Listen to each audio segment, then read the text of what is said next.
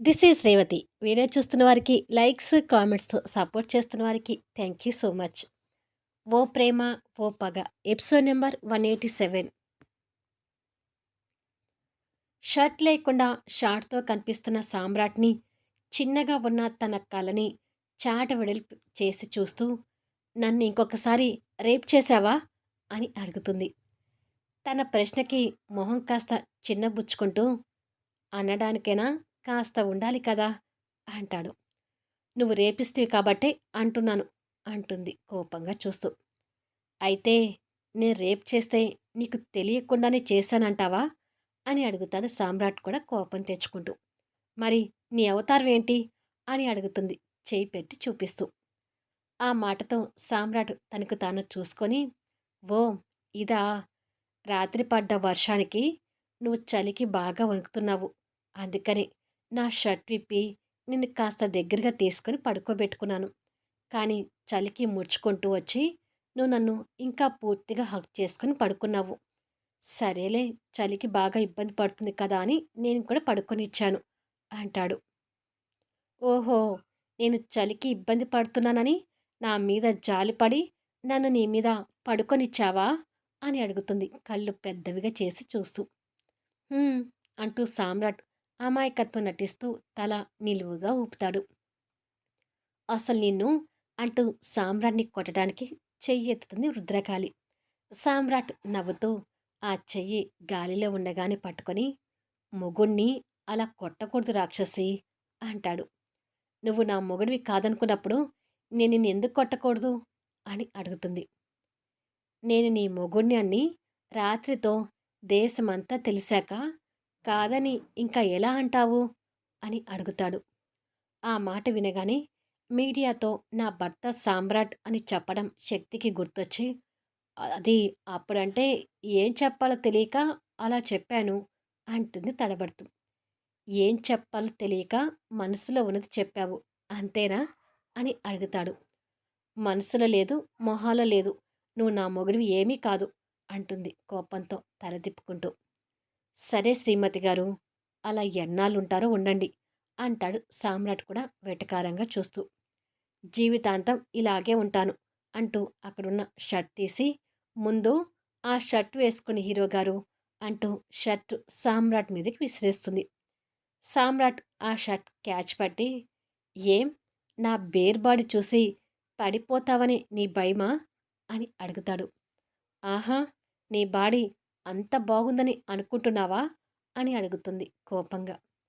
"నా బాడీని అంత చీప్‌గా తీసి పడేయకు. నేను పెద్ద మోడల్ కావాలని కష్టపడి ఈ బాడీని పెంచుకున్నాను. కానీ చివరికి నీ పుణ్యాన నా మోడలింగ్ జీవితాన్ని మొదట్లోనే ఫుల్ స్టాప్ పెట్టాల్సొచ్చింది" అంటూ కండలు తిరిగిన బాడీని షర్ట్‌తో కవర్ చేసుకుంటున్నాడు. "నా పుణ్యానా? నేనేం చేశాను?" అని అడుగుతుంది. "నీకు గుర్తులేదేమో, మోడలింగ్‌గా నా అడుగులు పడుతున్న టైంలోనే నువ్వు మళ్ళీ ఇక్కడికొచ్చింది. రాగానే ఆ చంద్రమౌళి మత్తు పదార్థం కేసు పట్టించావు కదా! దాంతో ఆ వ్యాపారంలో నేను కూడా ఉన్నానేమోనని మీ మీడియా పుకార్లు, షికార్లు చేసి పోలీసులు నా ఇంటికి వచ్చి సెర్చింగ్ చేసే వరకు వచ్చేసరికి దెబ్బకి నా మోడలింగ్ జీవితానికి ఫుల్ స్టాప్ పడింది" అంటాడు. "ఓహో! అవన్నీ మనసులో పెట్టుకొనే నన్ను డ్రగ్ కేసులో ఇరికించావా?" అని అడుగుతుంది కోపంగా చూస్తూ. "చంపేస్తాను ఆ మాట అన్నావంటే. నేనేమి నిన్ను ఇరికించలేదు" అని అంటుండగా, "ఏంటి మళ్ళీ మీరిద్దరూ డిషుం డిషుం చేసుకుంటున్నారు?" అంటూ పింకీ అక్కడికొస్తుంది. "నా బంగారు తల్లి వచ్చేసింది" అంటూ కూతుర్ని బెడ్ మీదకి ఎక్కించుకొని ముద్దు పెట్టుకొని, "ఈ రూమ్‌లో నువ్వు లేకపోతే నీ శక్తి నన్ను ఒక్క ఆట ఆడుకుంటుందమ్మా" అంటూ కంప్లైంట్‌గా చెప్తాడు సామ్రాట్. "ఆహా! కూతురు లేకపోతే విధవ వేషాలని వేస్తూ ఇప్పుడేమంటున్నాడో చూడు" అని మనసులో తిట్టుకుంటుంది శక్తి.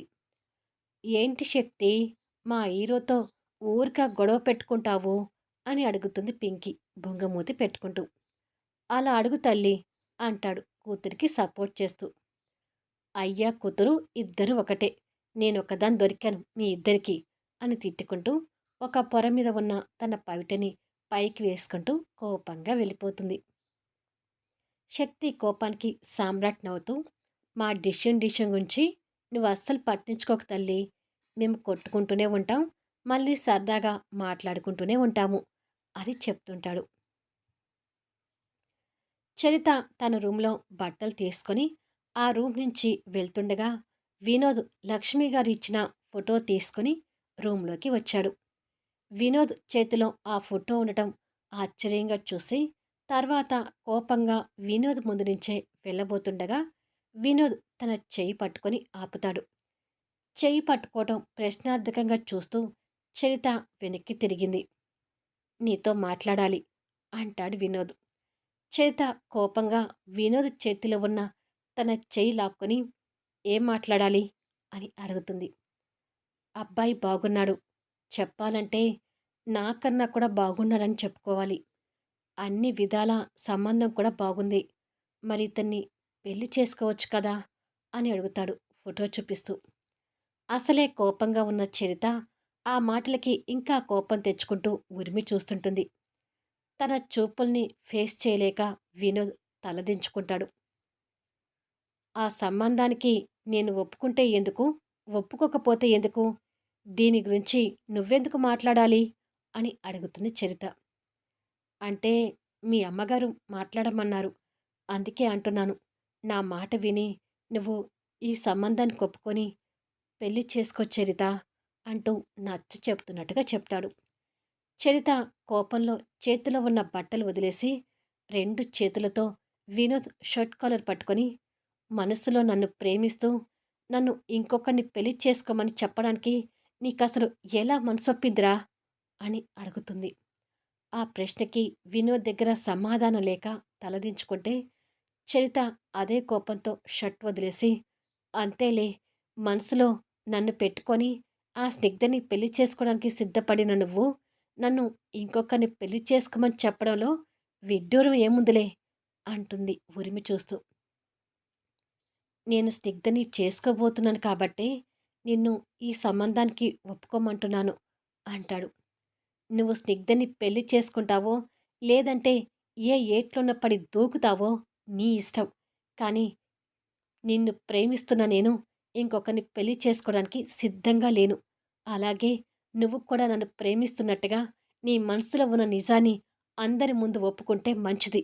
లేదంటే ఇష్టం లేని అమ్మాయిని పెళ్లి చేసుకొని జీవితాంతం కుమిలిపోతూ చస్తావు" అని కోపంగా చెప్పి కింద పడ్డ బట్టలు తీసుకొని ఆ రూమ్ నుండి బయటికొచ్చేసరికి వాళ్ళ మాటలని విన్నట్టుగా లక్ష్మి గారు అక్కడ కనిపిస్తుంటుంది.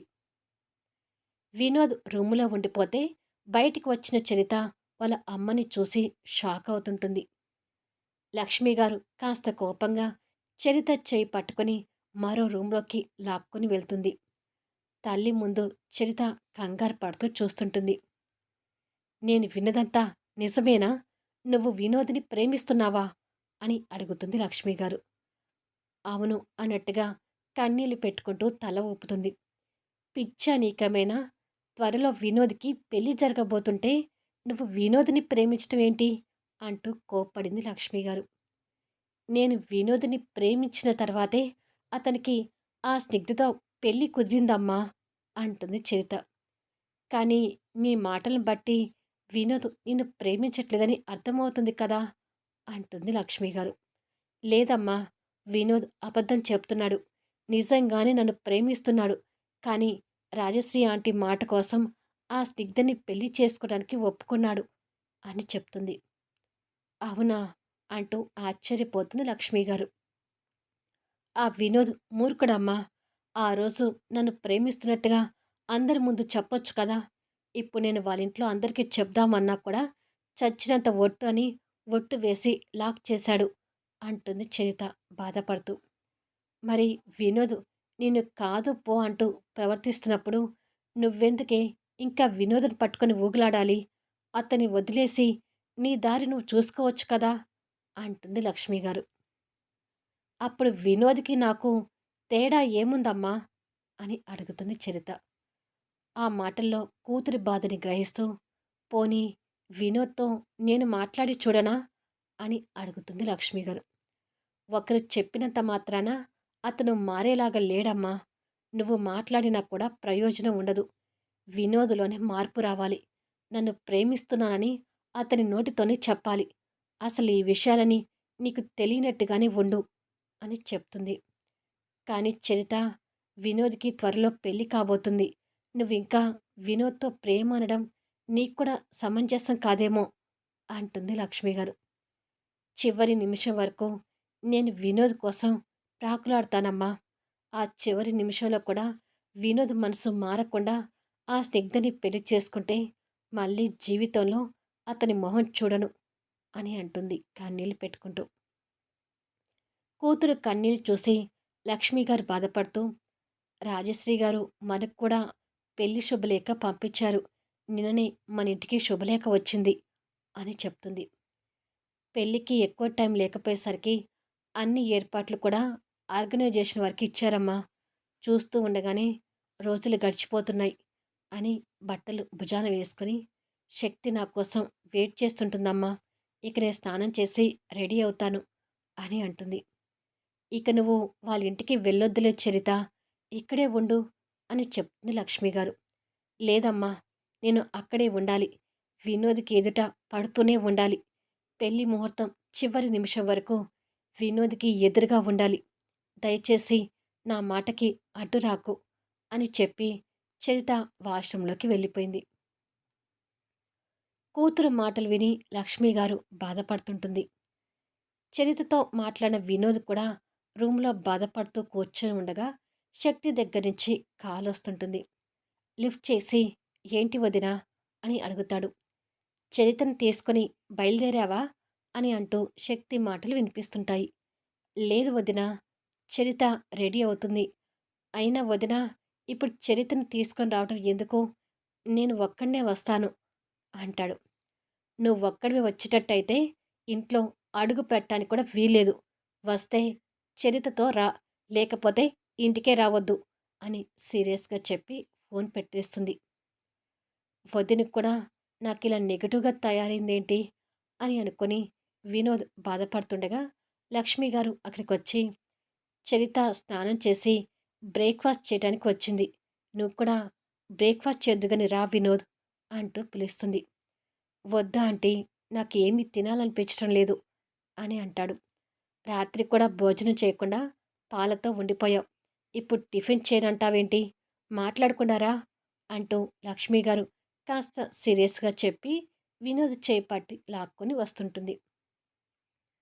వద్దు ఆంటీ అని వినోద్ అంటూ ఉండగానే అప్పటికే చరిత డైనింగ్ టేబుల్ దగ్గర కూర్చొని పేపర్‌లో రాత్రి జరిగిన సంఘటన గురించి కనిపిస్తుంటే అది చదువుతూ కూర్చుంటుంది. లక్ష్మి గారు వినోద్‌ని తీసుకొచ్చి చరిత పక్కన కూర్చోపెట్టి ప్లేట్ ముందు పెడుతుంది. చరిత వినోద్‌ని కోపంగా చూస్తూ పేపర్ పక్కకు పెట్టి లక్ష్మి గారు ప్లేట్‌లో టిఫిన్ వడ్డిస్తుంటే చట్నీ సర్వ్ చేసుకుంటుంది. లక్ష్మి గారు వడ్డించాక వినోద్ గిల్టీ భావంతో తనని చూస్తూ టిఫిన్ చేయటం లక్ష్మి గారికి తెలుస్తుంటుంది. ఇక్కడ సామ్రాట్ అరుణ్ కూడా పేపర్‌లో శక్తి గురించి గొప్పగా ఇచ్చిన న్యూస్ చదువుతుండగా, "నమస్కారం సామ్రాట్ గారు" అంటూ ఒక గొంతు వినిపిస్తుంది. సామ్రాట్, అరుణ్ ఇద్దరూ డోర్ వైపు చూసేసరికి వాస్తవ పత్రిక ఎడిటర్ రామచంద్ర గారు, ఇన్ఛార్జ్ వెంకీతో కలిసి కనిపిస్తుంటాడు. వాళ్ళ రాకని ఇద్దరూ ఆశ్చర్యంగా చూస్తుంటారు. "రండి" అంటూ సామ్రాట్ పేపర్ ఫోల్డ్ చేస్తూ లోపలికి ఆహ్వానించాడు. వాళ్ళు రావడం చూస్తూ రాజశ్రీ, స్నిగ్ధ, శ్రావణి కూడా అక్కడికి చేరుకున్నారు. "కూర్చోండి" అని సామ్రాట్ చెప్పగానే ఇద్దరూ సామ్రాట్‌కి ఎదురుగా కూర్చుంటారు. "శక్తితో మాట్లాడదామని వచ్చాము" అంటాడు రామచంద్ర గారు. అప్పుడే శక్తి కూడా అక్కడికి చేరుకొని, "నమస్కారం సార్" అని అంటుంది. "నమస్కారం అమ్మా" అంటారు ఇద్దరు బదులుగా. "నీతోనే ఏదో మాట్లాడడానికి వచ్చారంట శక్తి. కూర్చొని మాట్లాడుకోండి" అని చెప్పి సామ్రాట్ వెళ్ళబోతుండగా, "అది సామ్రాట్ గారు, మీరందరూ కూడా ఉండండి, పర్వాలేదు" అంటాడు రామచంద్ర గారు. ఆ మాటతో సామ్రాట్ కూర్చోబోతే శక్తి వచ్చి సామ్రాట్‌కి కాస్త దూరంలో వచ్చి కూర్చొని, "ఏంటి సార్ ఇలా వచ్చారు?" అని అడుగుతుంది. "నువ్వు మళ్ళీ జాబ్‌లో జాయిన్ అవ్వమని చెప్పడానికి వచ్చావమ్మా" అంటాడు రామచంద్ర గారు. జాబ్‌లో జాయిన్ అవుతుందా? లేదంటే నిరాకరిస్తుందా? అనేది నెక్స్ట్ వీడియోలో చూద్దాం. ఈ వీడియో ఎలా ఉంది అనేది కామెంట్స్‌లో తెలియచేయండి. అలాగే లైక్స్ ఇచ్చి సపోర్ట్ చేయండి.